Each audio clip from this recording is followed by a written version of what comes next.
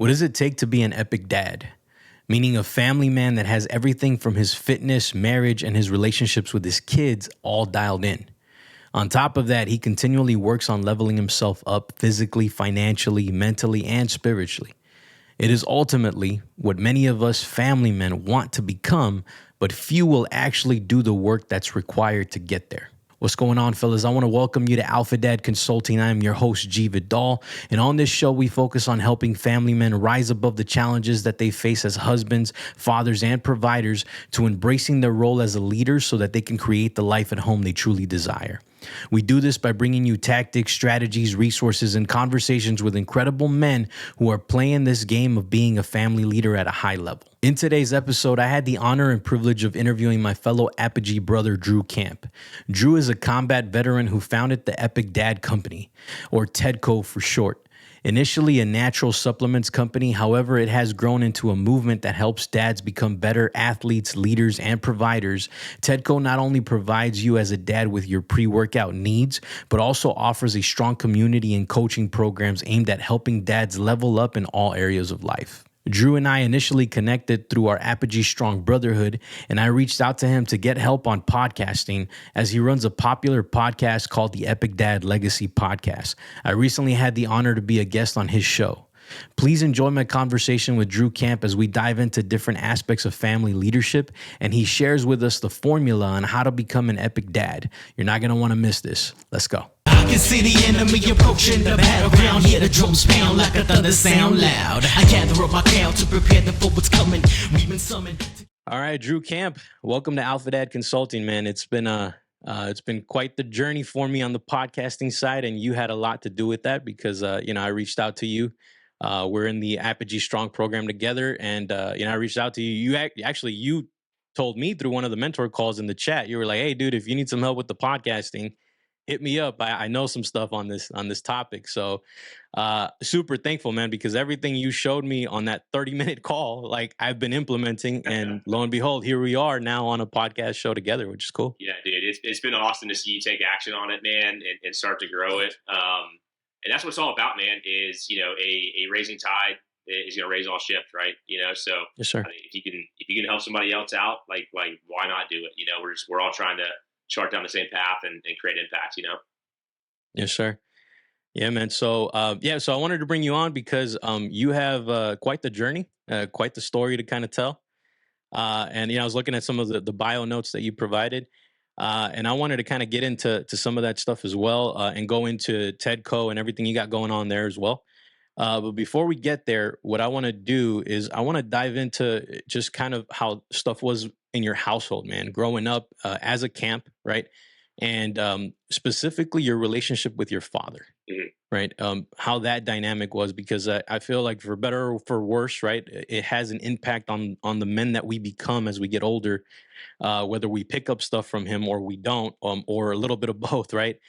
So if we could start there, just kind of how life was like in your household, and then going into your relationship with your dad and how that's come to be. Yeah, man. So I grew up in Georgia, so kind of southeastern, United States, and I mean, life was awesome growing up, man. So I had 2-parent household. My parents are still together. I'm not sure when they're hitting their 50th, but it's soon. So like the example there was set for how to be a husband, which was fantastic, man. So I always had my pops around. He's always been one of my biggest advocates. He's always been one of my biggest challengers too, and it took away a lot from him. And he's not the perfect dad, just like none of us are the perfect dad. But things that I took away from him, and I think a lot of us kind of in this generation took away the same type of lessons, was, hey, my dad was a hard worker, right? Like he was a provider. He started his own company with a business partner when I think I was about, 8 or 9. And took the leap, from kind of big corporate America and saying, hey, I want to, be able to kind of chart my own path and have some sovereignty. And so he took the leap in an entrepreneurial, world and was very successful in it. But with that is a ton of work, so a lot of travel, a lot of late night meetings and business stuff all the time. And so I was able to take that lesson, even though maybe my dad wasn't, there at the home every night during the week for dinner, like, I was able to take that lesson to my core. And I think that's a big reason why I work so hard. And a lot of us in this generation, right? We can totally resonate with that. And my dad, like I said, he was my biggest challenger. And I would say that he would challenge me in my work ethic, and would challenge me specifically in sports. So I grew up playing all kinds of sports, played, basketball, football, baseball, but started to kind of lean in heavily into baseball in middle school and high school, and then went on to play college baseball. And I'd say a big part of like me playing college baseball was because of my pops. Of him pushing me, making sure I was getting practice in, even when I didn't want to. So I was a catcher, and a big part of being a catcher is your defense, right? And so, like, when a ball's in the dirt, you got to block the ball up, right? So a runner doesn't advance. And I can vividly remember, man, being in the backyard and just taking like 100 balls from him. He just like humming it in the dirt, and I'm having to block it up and getting bruises and stuff. And it's being like, Dad, I really don't want to do this. And he's like, well, you got 100 balls today. And then same thing, we do 100 balls in the dirt, and then I'd hop on the tee and do 100 balls off the tee. And that was like every single day, like clockwork after practice or after school, and then after practice when we had practice. And there's a ton of times that I did not feel like doing that, right? And it's funny because I would have some of my friends, make fun of me, because they after school they'd go out, hop on the bikes or whatever, go play, and then I'm in the backyard. We got a batting cage in our backyard that my dad built for me, and we're practicing, And my friends used to make fun of me, like, hey, go get your 100 balls in, But like looking back, right, that discipline and that work ethic has paid dividends for me, right? Not only going to play college baseball, but going to the military, having that same mindset, that same discipline, and then now trying to grow a company, and still having a full-time job is like, you have to be very disciplined and get the work done, especially when you don't want to. So that was a huge takeaway, for my pops. I think some of the things that I learned from him, not necessarily in a negative way, but just things I want to do different. Right. Because like I said, that generation we come from, our fathers were the providers. Like that was what they did. They were financial providers. Yet I think growing up, I would have liked to have more of those kind of engaging conversations, about what does it mean to be a man, right? Like, what am I supposed to be doing? How do I make sure that I'm doing the right thing, and all that kind of stuff, right? And so those are discussions that I'm trying to be very intentional with about my children, and do things a little bit differently, and take some of the best, right, that my dad was able to give me and the lessons he taught me, but then also look at it as to, hey, what did I need when I was a child, and make sure that I'm bringing that to the table as well. Yeah. No, that's cool, man. He taught you literally the cheat code to life. The consistency aspect, the reps, right? And Yeah. it just, yeah, I mean, at a very early age, which is cool, man. And he gave you that example in himself going through the entrepreneurial journey that he was doing. So he was doing what he was supposed to do in terms of leading, which is cool. Giving you an example to follow. And like you say, no dad is perfect. Like, we all of our dads, including us, we have our own faults, our own things that we're still working, our shortcomings and that. But the fact that he showed you that aspect of it, and you're able to carry it through, which is, I mean, that's awesome, man. You can't ask for much more than that. Yeah, no, man, And that's then one of the biggest lessons, learned yeah, from childhood. It's just like the importance of hard work, the importance of discipline, consistency, and relentlessness, right? And so, I mean, that would be like, if you ask people to like describe me, like I think that word would come up, like relentless and disciplined, and like that comes from my pops, like 100%. nice. And that's been a huge factor in the somewhat success I've had has been from him. Yeah. So one of the interesting things that I was reading from the bio that you submitted is that you got married in 2010, right? But you also joined the army in 2010. Yeah. Right. And I thought that was interesting because, I had a conversation with Chris Nastasi, Army Ranger from Apogee Dads. I don't know if you've crossed paths with him, but Yeah. I know Chris.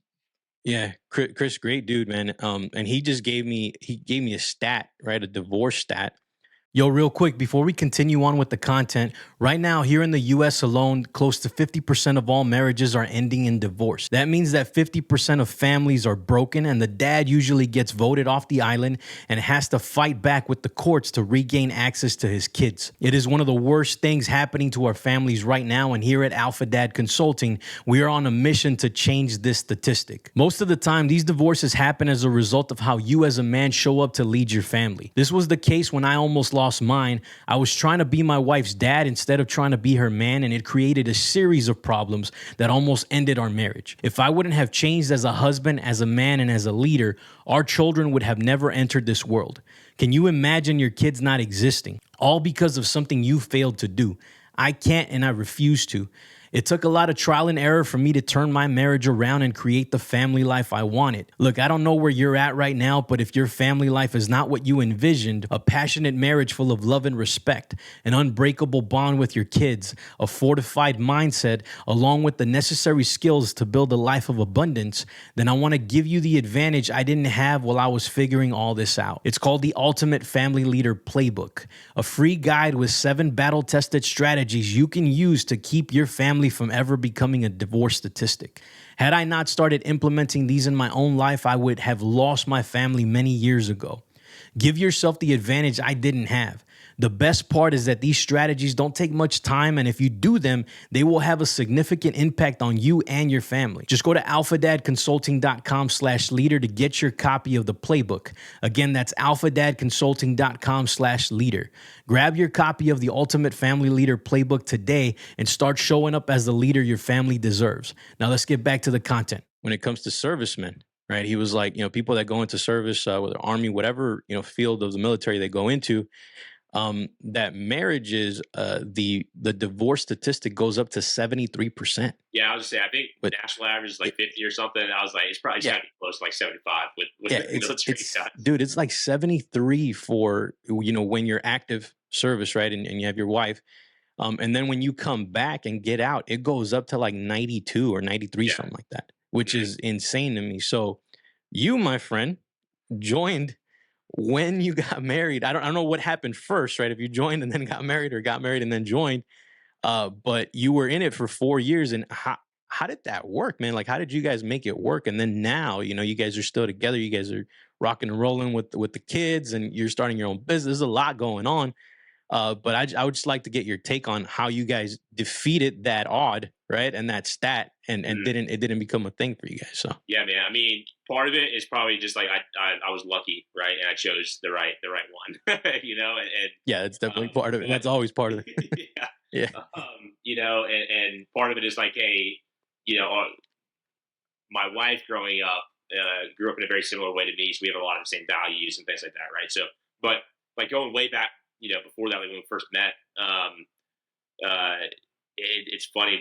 We tell different stories of how we first met. It's the same thing, right? But kind of my perspective, her perspective, and it's hilarious.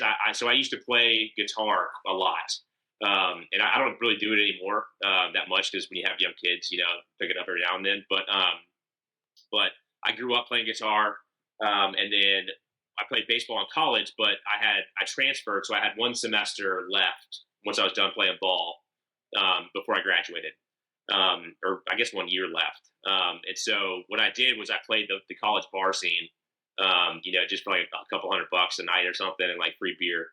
And so how we met was I was actually playing at a bar in college, and the way that I tell the story, she would tell it differently. Is I was playing, and like in the set, I kind of saw her walk by, and it was just like incredible, man. I was like, holy shit, like who is that? Not that she was just like this, beautiful supermodel or whatever like that. I mean, she's beautiful, but like that wasn't the reason. There was just like something about her. And so during like one of the breaks of the set, I went over and just introduced myself to her.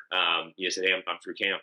And then what ended up happening was I was such an idiot, man, in college, like most of us. So I ended up getting her friend's number and her number, but I lost her number. So I had her friend's number, and I was like, hey, like that same night, like, so I put their number in their phone, and then I was like, hey, I'm going to a party after this show. Like, you should totally come. Y'all should come hang out, no, there's no party. Like it's literally like me and a buddy at our house, like drink, drinking beers or whatever. And there was my buddy actually had a girlfriend at the time that was parked at the house, and so it was her Lexus that was parked in the driveway. And I was like, yeah, come on over. Like my Lexus is parked in the driveway. You guys. I was such an idiot, man.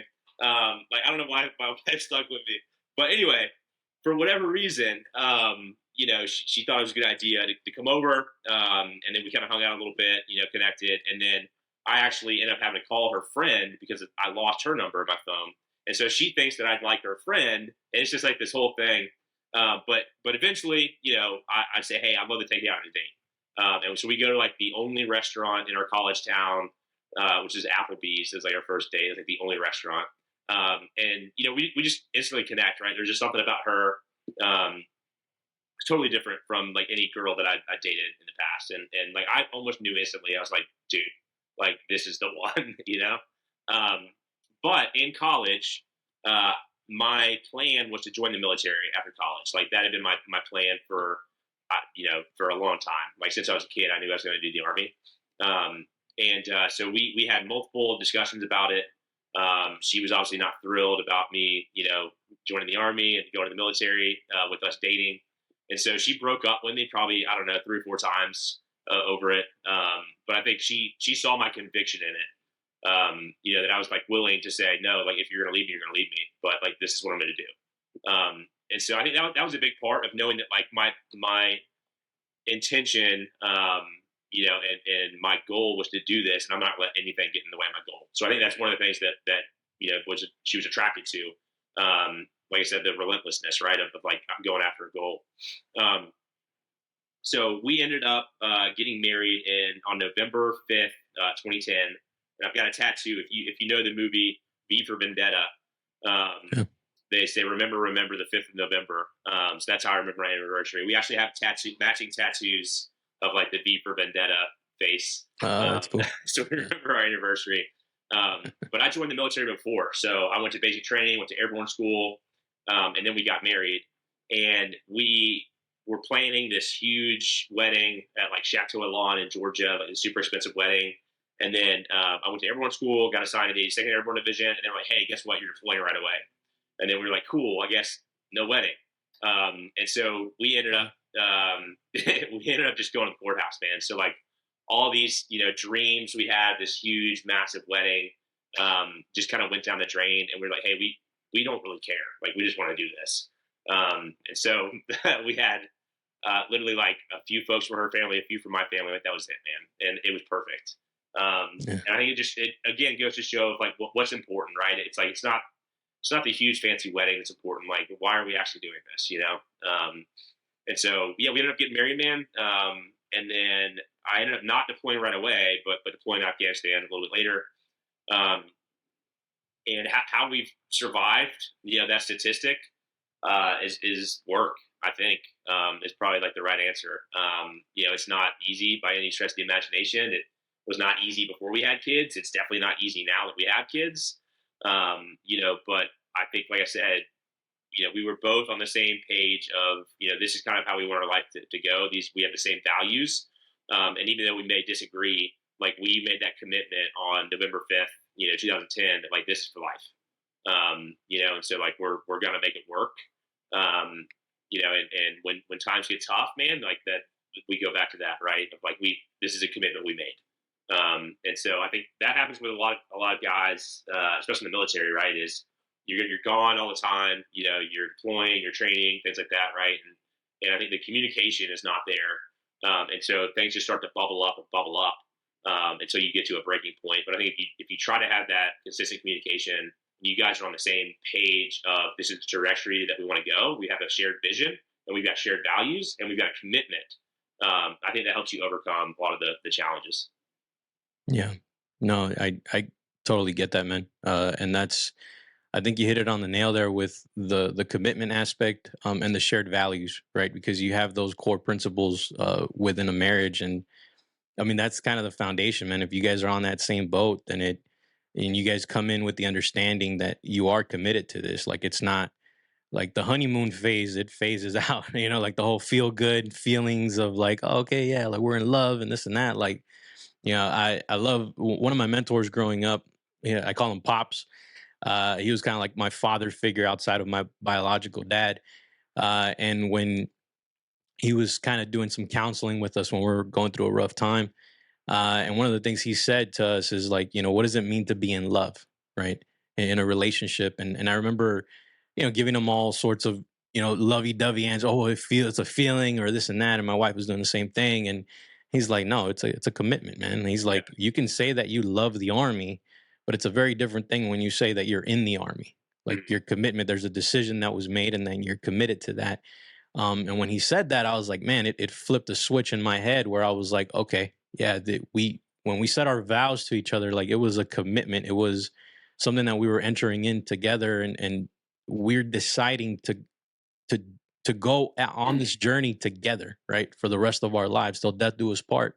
And things are not going to be easy all the time. So, Yeah. and having that and having the shared values, right? If you guys both value the same thing, and when you look at politics right now, like there's people getting divorced because one of them is blue, one of them is red, right? Like there's a division there, and I mean, realistically, there's a big division there, Yeah. right? Like you got somebody believing in abortion, and then somebody believes that doesn't believe in it, and it's more pro-life. Like there's going to be some conflict there, Yeah. but I think that should have been discussed prior to the Yeah, putting the and ring that's on the why finger. honestly why I said luck, right, is a lot to do Yeah, because we got married young, man. My yeah, wife was 20, I was just turned 24, gotcha. and so like we didn't have any of those discussions. Like if you look now, you're like it's all like the internet existed, right? But I wasn't like going through personal development at like 24. I was a stupid kid, you know. So I think we kind of just lucked out. Like we had some of those discussions, but it wasn't intentional. It wasn't Yeah, like, okay, how are you on abortion? How are you on this? Like, let's make sure. We were just both like I said, we were raised very in similar fashions.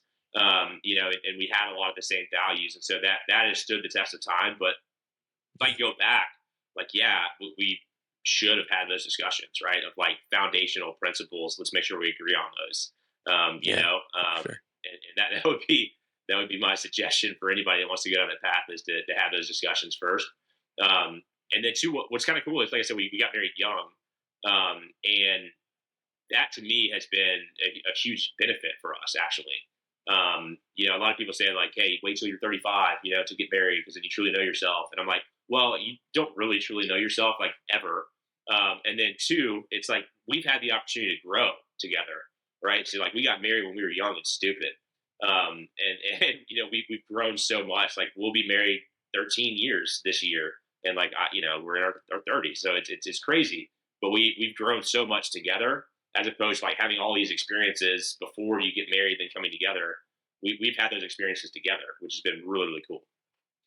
Yeah, yeah. No, I agree with you there, man. Yeah, we got married young as well. I was 23 or just shy of 23. She was 19. So Yeah. we were really young, man. But it was just, we grew up in a Christian household. So it was like, we were trying to get the marital privileges. So we wanted to get married as quickly as possible. Right. Like that was the thing.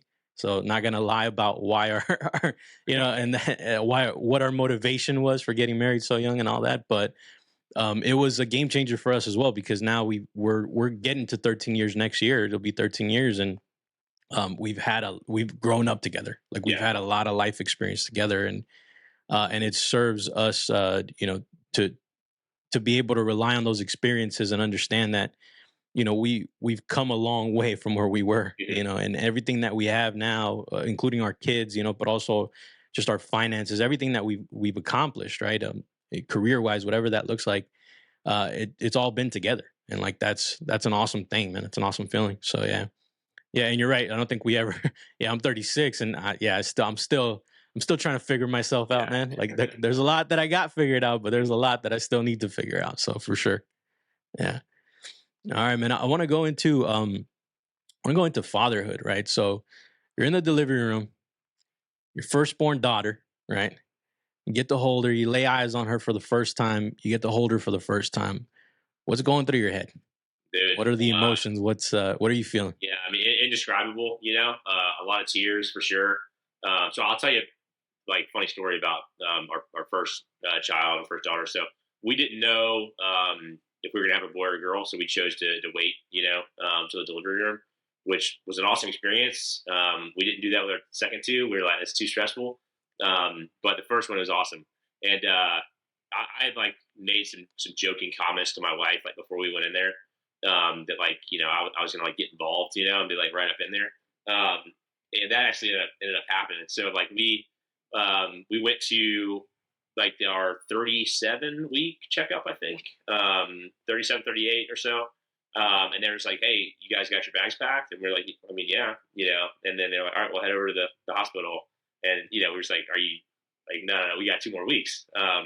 So, I mean, we head over there and then, obviously you're super nervous as a dad. Like it doesn't really seem real, I don't think, even though I mean, it's absolutely 100% real, like it's coming, but it's hard for you to like conceptualize like having a baby until it's there, like as a dad, like you're not connected in that way that a mom is.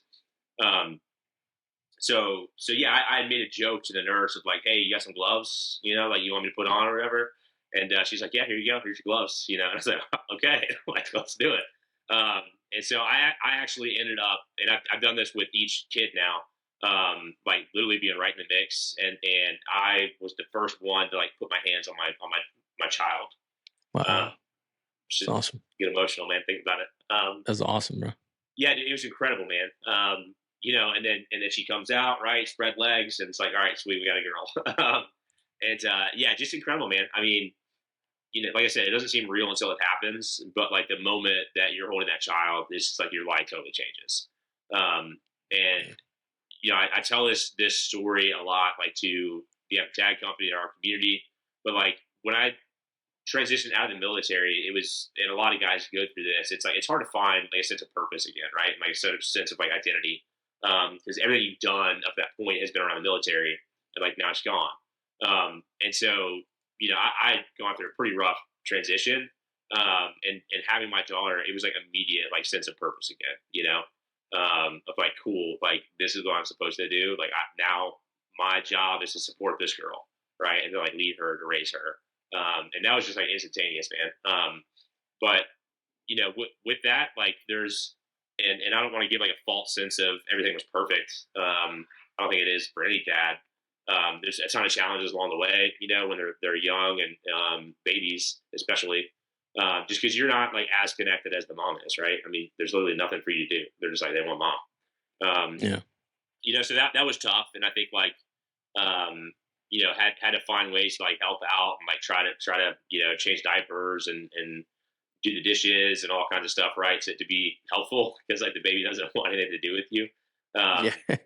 So that was tough too. But then like that, my wife likes to say, a sense of bonding. My wife likes to say that your nipples are useless. Yeah. That's all I want, But yeah, I'd say it was like the same feeling with each. We've had two other ones. I've got another daughter and a younger son. And same thing, man. It's just further solidifies like my existence, like my purpose on this world. It's like for them.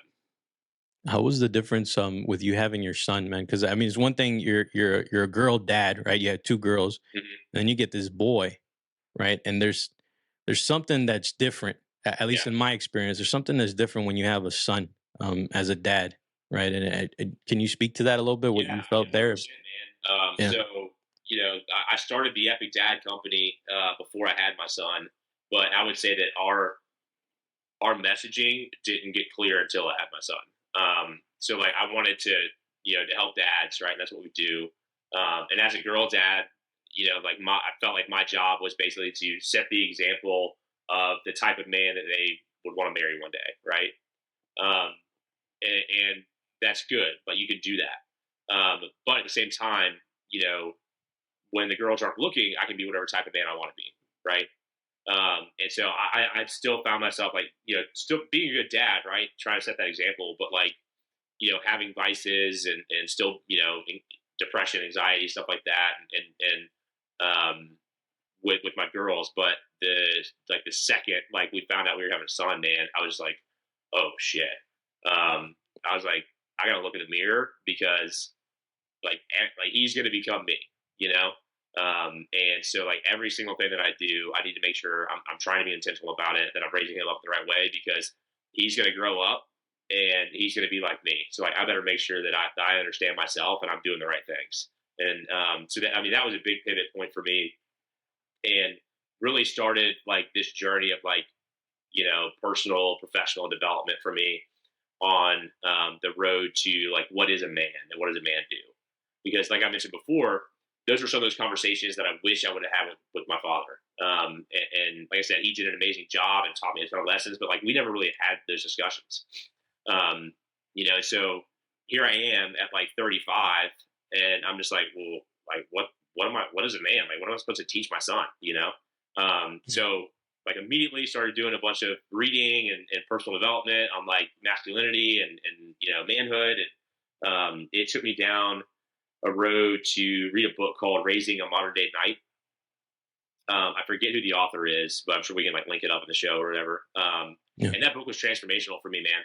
It really lays out like this is what a man is and this is what a man does. And so it just gave me like a strong foundation to be like, cool, like this is how I'm going to teach my son, and this is the things that I need to be doing to embody manhood and masculinity for him. And it talks about 4 pillars, and I'll share them real quick. It talks about a man accepts responsibility, a man rejects passivity, a man leads courageously, and a man expects the higher reward from God. Talking about like after death. And so I literally have those 4 pillars written on my mirror, so I can see them every single morning, and it forces me to say, cool, am I living within these principles? And how am I teaching my son these principles so that he knows that he is doing what a man does? And so that was a huge shift for me, man. It's like, cool, with my girls, I can set the example of the man that they want to marry one day, and how a husband should treat a wife, and how a man should act. But at the end of the day, I can still hide a little bit, But when I had my son, I was like, every single thing that I do now, he is going to embody, and it's going to become him. And so I got to make sure that I am setting the right example and living as a man, and letting him know what a man is and what a man does. Yeah, that's awesome, man. Do you see anything like any characteristics already in his little personality? Oh, yeah, even though, like, you see it already, right? Yeah. It's crazy, right? Yeah. I have like the shortest temper in the world, and like zero patience. It's something I struggle with all the time. And my wife, gives me a hard time because she's like, "Oh, if you didn't get it perfect the first time, you just like throw a fit." And I was like, "She's I have zero patience." And yeah, I see that all the time. So like, I have to check myself. Again, I want to be the example. But it's funny, like, I'll see him like trying to get a cup out of the cabinet or something, and like, he messes up or can't get it, and he just like, just like throws a fit. I'm just like, those Hulk mode, like just yeah. That's cool, man. So in terms of the Epic Dad Company, right? So what kind of set you off in terms of the catalyst? Like, I know you mentioned your son kind of accelerated it, but you had started it prior to that. Mm-hmm. Was there a specific moment, a scene in your life that you were like, all right, I have a calling, like there's something I need to do, and you knew for certain that you had to start this company? Yeah. And did it start as a the story behind the brand? So Yeah. I've always been very entrepreneurial. I've always been like had a job, and up until recently, I've been like in corporate America, working for huge companies, kind of working up the ladder. But like at the same time, I would always have something, right? I'm like, I know I'm meant for more. I know, I don't want to be just climbing the ladder. I know I want to have more impact and provide more value. And so all along, I had, not necessarily started companies, but just been like, listening to podcasts, right? Like I would literally have, 3 hours a day in the car going out in the office, and I'd be listening to like entrepreneurship, stuff, and like marketing stuff, and like, just kind of like waiting for the right time to be like, okay, what's my thing? And so in 2017, I want to say, maybe 2018, I think 2017, I started a company called Manly Camp. So it's a play off my last name. And it was a hiking brand. So I'm really into the outdoors. And so I started this brand. It was kind of like my testing ground to like figure out like kind of how to do business. And like I was actually pretty successful at it. So we grew a pretty good brand, had a few products in the marketplace, and then all of a sudden COVID hit, and just like totally disrupted the business. So we got everything manufactured in China, and we sold primarily on Amazon. So I didn't really know who my customers were. And then when that happened, like I said, we couldn't get products, first of all.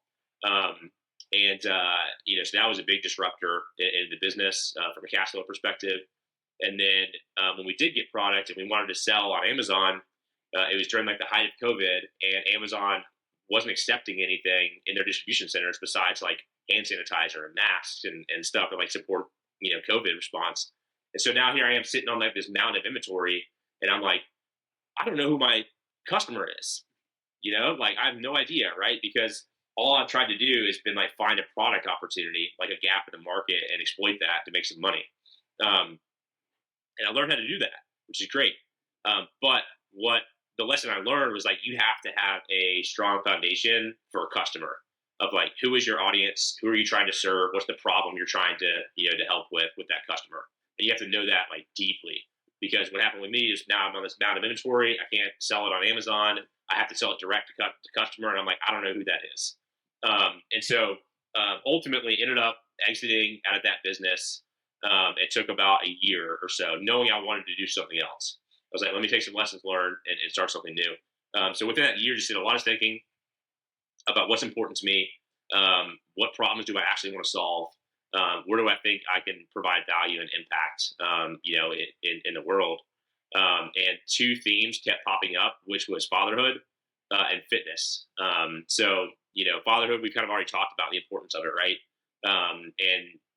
At this point in time too, kind of COVID era was like, you could, at least to me, we could really start to see like the beginning of the decline, the acceleration of the decline of culture. And when you peel back some of the layers, like what's the reason behind that? And in my opinion, it's because of the lack of leadership of fathers is the reason why. So if you look at the stats, I think it's 33% estimated that of homes that are living without a father. And then even with some of the homes that fathers are there, like they're probably not living presently. They're not teaching the values they should. They're not leading the way they should. And so that number is realistically probably like 50, 60%, right? Of homes that are growing up without a father, like physically, or they have a father and he's not doing the things he's supposed to do. So that was one of the most important things to me was being, the best dad I can be, and raising the next generation. And then the other thing was fitness, right? Like I come from a sports background, I come from a military background, CrossFit, strength training, etc. And so I was like, cool, how do I combine the two? Because I don't mind talking about this stuff, and I think it can have a big impact. So that's kind of where TEDCO was founded, of thinking about like, how do I help dads get on a better journey to become fit? And it has evolved quite a bit since the beginning, and really kind of speaking more to like broad strokes, right? Of like, this is how we're supposed to lead as men and as dads.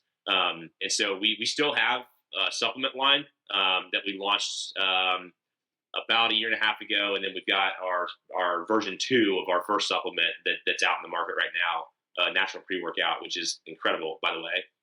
If you need a good pre-workout, definitely check out ours. But that's like, when I think about the business, it's really like two separate verticals. It's like we have a supplement side that we want to help dads become more physically and mentally fit. And we want to help them on that journey with like the best supplements possible, like designed just for them. And that's one side. And the other side is really around, like I said, kind of more broad scope impact. And what that looks like currently is, content, training, podcast, and we're in the middle of kind of setting up community and coaching and things like that too, because the more tactical we can get with dads on like an individual basis, I think the more impact we're going to have. And so like, we still want to grow the supplement line, and like, that's a core focus of the business, but it's kind of two verticals now, because I've just started to understand the impact that I can have if I start working with guys individually in the group setting. That's going to have a ripple effect, like not only with themselves individually, but like their children, their children's children, and then also for other dads, that other percentage of dads that are in the home physically, but they're not present.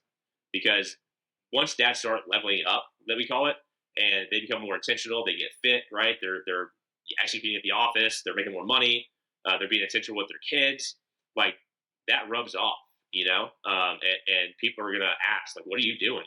And so hopefully we can create these little mini ambassadors that are going to go out and help change the community as well, and make other epic dads that ultimately is going to help us succeed in our mission, which is to change the culture. So our mission statement is we want to change the culture by creating more epic dads.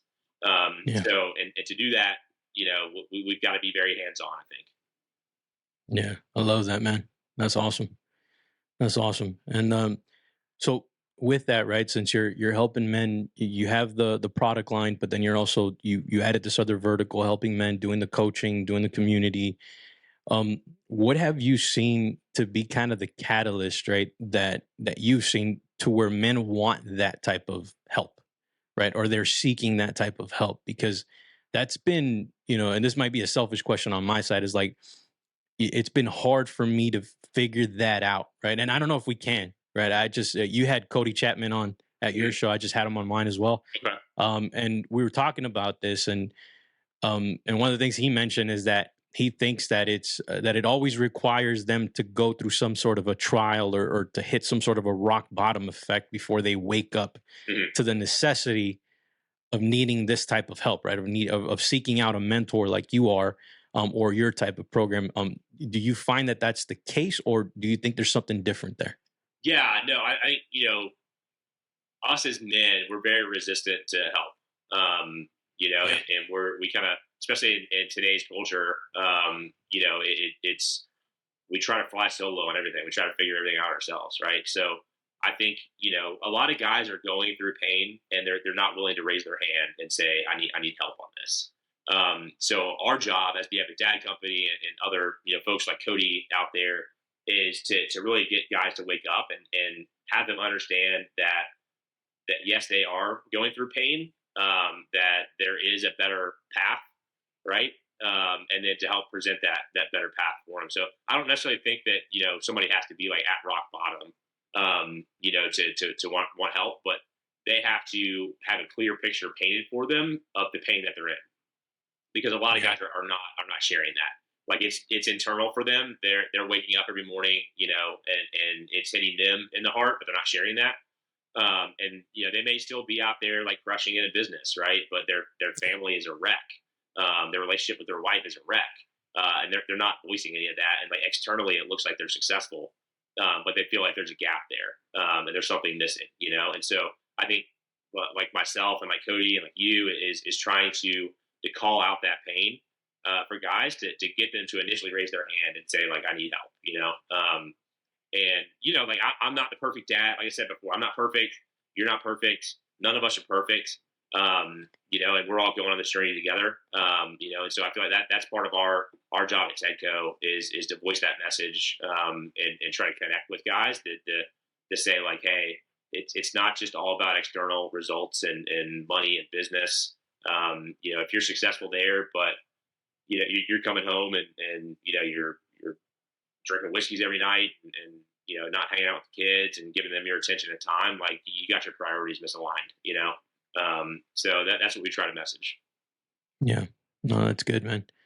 Yeah, I think that the same thing. It's like our job is to kind of put up a mirror, right, and say like, hey, this is some of the stuff we've gone through, Yeah. right? These are some of the pain points we've touched on, and we've overcome in these particular areas just because of consistency and a lot of the things that you talked about, right? Our discipline.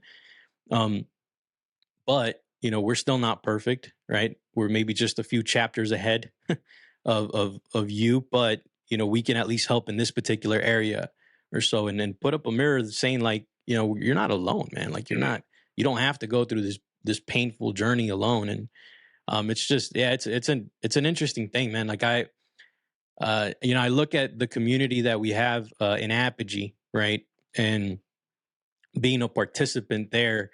And it's a common thing for us to add. Like I could go up to you and I could hit you up and be like, "Hey, man, how are you and your wife doing? Mhm. How's everything with your kids? Like, how's your relationship with your kids, right?" And I feel that you would feel comfortable telling me, "Yeah, man, we're doing good. We're doing," and vice versa, right? We have that shared community, that shared value there. But if I were to hit up like my boys that I grew up with, for 20 years, right? And I know that maybe they're going through some stuff and all that, and I hit them up and that's not a common question we ask each other, Yeah. right? Like, hey, how's your marriage? Yeah. How's Especially your like, hey, relationship did with you your see the kids? football game or whatever? Exactly. Yeah. Yeah, exactly. And it's we gotta, that's kind of what you're talking about, changing the culture, right? Like that's part of it, man. Like we as men, we need to become a little bit more comfortable sharing where our faults lie so that we could get help and stop trying to do this lone wolf tactic thing Yeah. where, And I we're think trying to too, lone man, wolf like, everything. Yeah. so I'll bring this back to the home, right? And like what we Yeah. see with a lot of guys is, let's say you're flying solo, right? You're on an island, you're figuring all that shit out yourself. And you come home and you're super stressed. Work's not going well. You're not fit. You have all this anxiety, all this depression, but you're not talking to anybody about it. You're not connecting with other men. You start to unload that on your wife, right? And like, that's not her role. Like our role as the husband is to lead, and we can't lead effectively if we're dumping all of our emotional stress onto her and dumping all of our pain onto her. Like that's not what we're supposed to do. Like what we're supposed to do is surround ourselves with a group of guys that are all challenging each other, holding each other accountable, talking about these type of things, and that's your group that you go to have these discussions and to work stuff out. And I'd say probably like 90% of guys don't have that. And that's why they have a bad relationship with their wife. That's why they have a bad relationship with the kids, because that they're externally just dumping that on their family. And it's like, no, your job is to lead. And to lead effectively, you don't need to be dumping your problems on them. Like, yes, you can talk to your wife, about stuff that's going on. You should like connect emotionally that way. But like, it's not her job to be like a sounding board, right? Like, your job is to lead her, right? To serve her. And to do that effectively, you have to have these conversations. And the best way to do that, right, is connect with other guys that are on the same path, and that are open and willing to share and help each other out. So yeah, if you're listening to this, you don't have a community, like you need to find one, and you need to stop talking about surface level stuff with guys, and get down to to core stuff that's going on with you. And if you don't have that, you can do a couple things. You can be the leader, right, and create a community. You can join a community or whatever, but like you need to have that tribe, so to speak, right? That's going to push you and challenge you, and you can have these discussions. Yeah. So what does that look like coming into your space, man? Somebody goes through your program, you have it's kind of a 6-pillar framework that you take guys through. Would you mind giving us kind of an overview of what that looks like, what that journey looks like? Yeah. So this is new for us. And the reason we started, right, is I kind of just said, like, hey, you can join something, you can create something, right, and lead that. And so that's what we're trying to do, is be a leader in this space to help dads really understand. It's kind of cheesy, but we call it to go from average dad to epic dad, right? Just for our company. And yeah, so the coaching side, the community side, is kind of still in development. We'll have updates and all that stuff along the way and make it better. But however, whatever aspect that is that you kind of come into our community, we have kind of a 6-pillar foundational framework on like how you can go from that guy that looks in the mirror that's just like, shit, man, like I'm not being the best that I can be. I know I need to be leading my family. I know I need to get in better shape. I know I need to, improve my relationship with God. I just know something's missing there, and I'm not like living in my purpose. And so what we do is we walk guys through 6 pillars. And I'll name them off, and then I'll talk a little bit about each one. And then there's actually, just today, I actually launched a podcast episode that we go over all of it like in detail. So if you want to listen, head over to the Epic Dad Legacy podcast and listen to it. But the 6 pillars are identity and values, vision, mission, wins, discipline, and accountability, in that order. So I think it's very important for us to know, and Cody is like the master at this, right, of identity. So if you want to learn about identity, go talk to Cody. But I think it's foundational because it lets us know really who we are, right? So before we decide what we want to do, where we want to go, and start waking up at 3:30 and all this stuff, which is great, we have to know who we are and what's important to us. And so that's identity and values, and really understanding like, hey, the way that we put it is, hey, what's going to be written on your tombstone, right, when you die? Is it going to be that, I was this successful entrepreneur and made a bunch of money? Like, no, it's not going to be on your tombstone. Was it going to be I was like the fittest dude in the world? Like, no, it's not on your tombstone. Like, what's on your tombstone is your role, right? And your role would be like, I was a loving husband and father, right? Like, that's your identity. And so what we do is we just help guys get clear on that, on like who they are at their core. And then we help them get clear on their values, both personal values and family values, because personal values is going to be what we filter our decisions through. And think of it this way, like you're at a fork of the road because it's confusing as a dad, right? We're faced with a lot of challenges. But if we're clear on what we value, then we can just ask the question, okay, this decision, right or left, what's in alignment with my values, right? And that's what's important to me. And so we help guys with personal values and family values, because it's great for you to have personal values. You need that. But you are also a father and you need to lead your family. And so, having family values or a family code is super important too. And that's stuff that you can, intentionally, put into your kids' lives, like on a daily basis, to help them identify with those values as well. So that's identity values. Then we go through vision, which is really just like painting a picture, right? Like now you know who you are, what's important to you, where do you want to go, right? And we, as dads, get so busy and we live in the day to day that like we hardly ever think about like future casting. Where do we want to go, right? So we help guys with that, and we really help them cast a vision in 4 areas. We call it our Elite 4 framework. So it's our body, our relationships, our mind, and our finances. And so you want to get really clear on like the direction you want to head, you individually, and then you as a family leader, where you want to go and paint that vision. And then pillar 3 is mission, which is just what we do is say, okay, hey, you have this 2-year vision. Now, how do we break that down a little bit closer target to quarterly goals? And so we help guys set quarterly goals in those 4 buckets: body, relationships, mind, and finances, and really help them understand, like, what do I actually need to do to make progress towards my vision? And then this is the part that I really love is okay, that's great. That's all kind of like future casting. But now we get down to our 4th pillar, which is wins.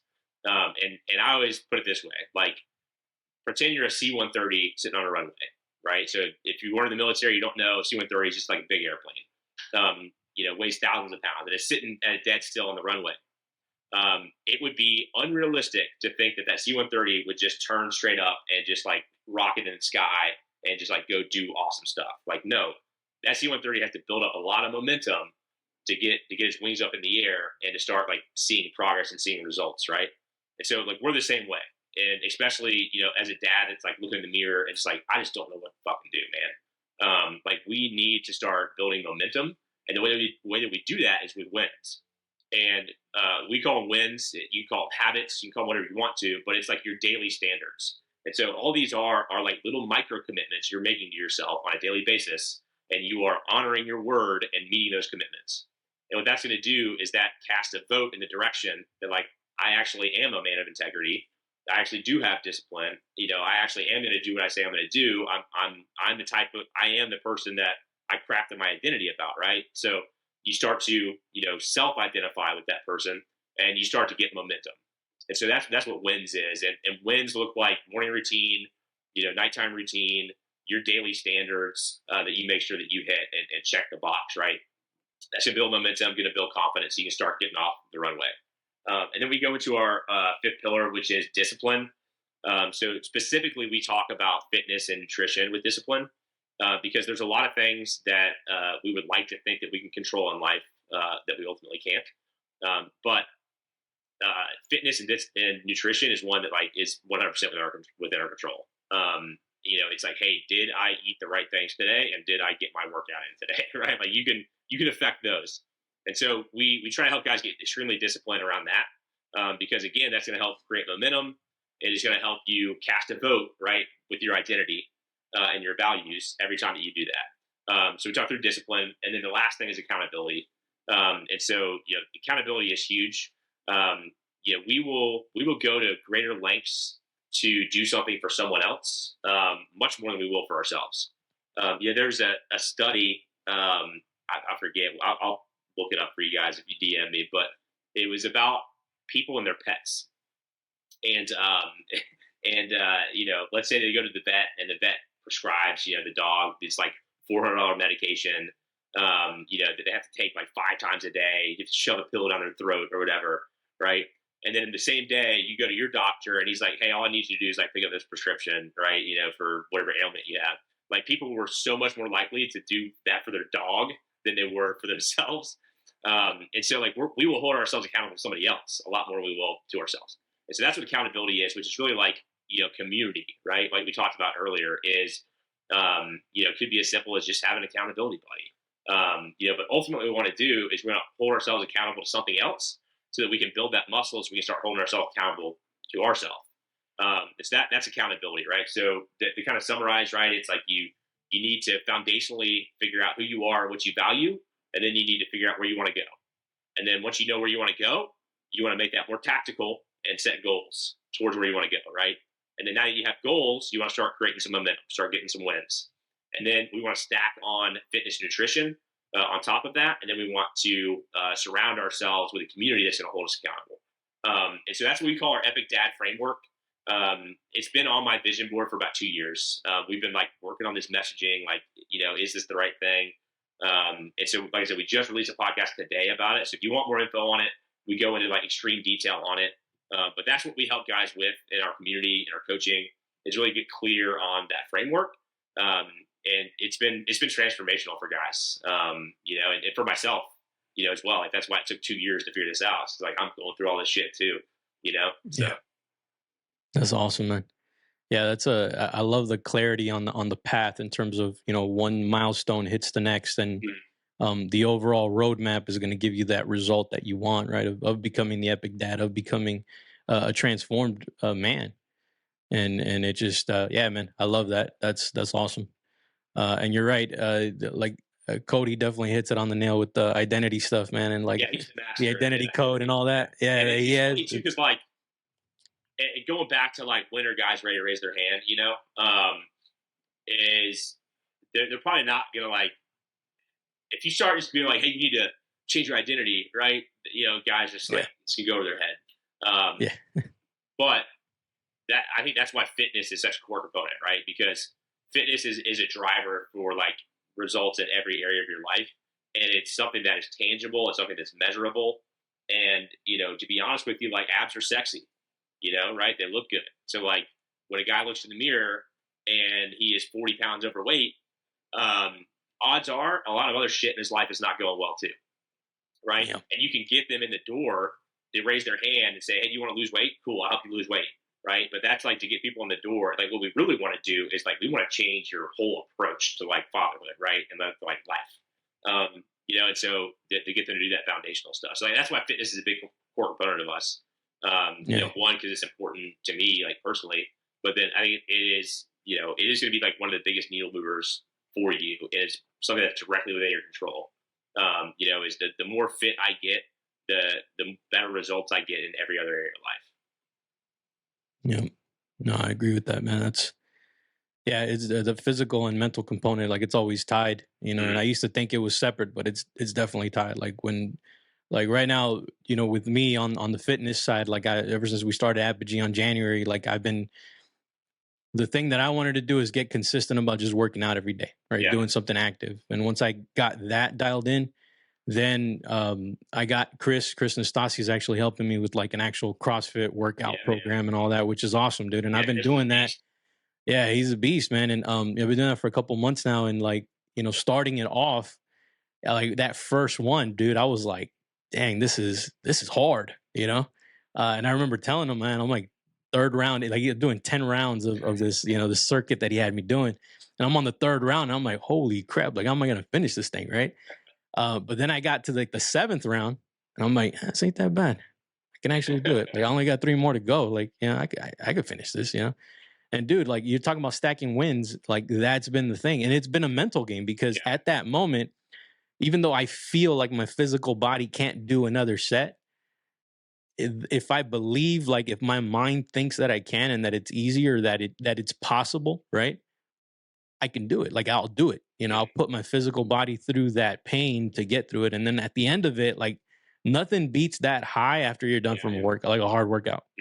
Like I tell my wife that now and she sees it, because she's seen the growth in that. And she's like, you're such a different guy now. Like because now, especially right now, we just had our 3rd baby, right? Just a few weeks ago. And I wasn't able to work out because we were late nights and this and that. Like my schedule was all jacked up, right? So now the days I was missing, she knew, like she noticed, like I was a little more snappy. I was a little bit like more, like I was a little bit more on edge and this and that. But then the second I started trying to get the workouts back in, man, like it's, nothing beats if I'm being an asshole, my wife is just like, go work out, please. Go work out. Go hit the punching bag for a little bit. And I mean, perfect example is today, right? Like, so I was up late last night because I'm doing this 75 hard deal, and we had to go to the softball scrimmage that started late. It ended at like 9:15, and then we get home. I got to feed my kids, help get them a bath and in bed, and so it's like 10 o'clock, and I'm like, shit, I still got to go for like 45-minute rock right now. So I didn't go to bed until I don't know, probably like almost midnight, and there I am, like setting my alarm for like 4:20 in the morning, and I'm just like, fuck me, man. Like, I don't want to do this shit. Yeah. But I got up and I went because I knew that like I'm going to feel so much better, even if I get lack of sleep, if I go and get and knock it out. And I'm going to perform so much better today. So Yep. it's not easy, man. It's not always, pleasant, Nope. Nope. to get it in, but it's a huge needle mover. Yeah, for sure, man. For sure. All right, bro. I want to be respectful of your time. I want to hit you with kind of the last question I always hit all my guests with. Is in your experience working with so many men, right? And even all the men that you've had on your podcast, because you've got to interview a bunch of like heavy hitters, and if you'd had to narrow it down to a few traits, what in your opinion makes a dad a great family leader? Man, that is a great question. You know, I think like at its core, fatherhood is synonymous with leadership. It is the exact same thing. And so we look at like how we're being a leader at our job, right, and managing our team and things like that. But very rarely do we look at ourselves and like judge how am I being a leader with my family. So I think not necessarily a trait, but just like how you approach it is like you are the leader, like you are as the husband, as the father. And so, we need to make sure that we know how to lead and we know, what things we can do that are effective at that leadership.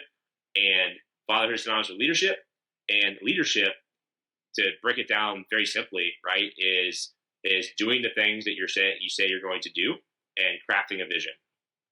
Is leadership, and so that same thing in the corporate space, same thing in the military, is you want to set the direction and you want to craft that vision. And so that's the same thing you have to do for your family is craft the vision. And then at the same time with leadership is nobody is going to follow you if you are a hypocrite and you don't do the things that you say you're going to do. And so it is leading by example, right? Like at its core is like, for example, for like the Army is like, hey, if we're going to go out and run 2 miles, like I better make sure I'm running 2 miles and I'm running hard as fuck, otherwise my team is going to look at me and think that, okay, well, it's okay to dog a little bit because, Camp's out there dogging it. Right. So like, no, like I'm setting the standard. I'm crafting the vision for my team. So I would say that from a leadership perspective, that for sure.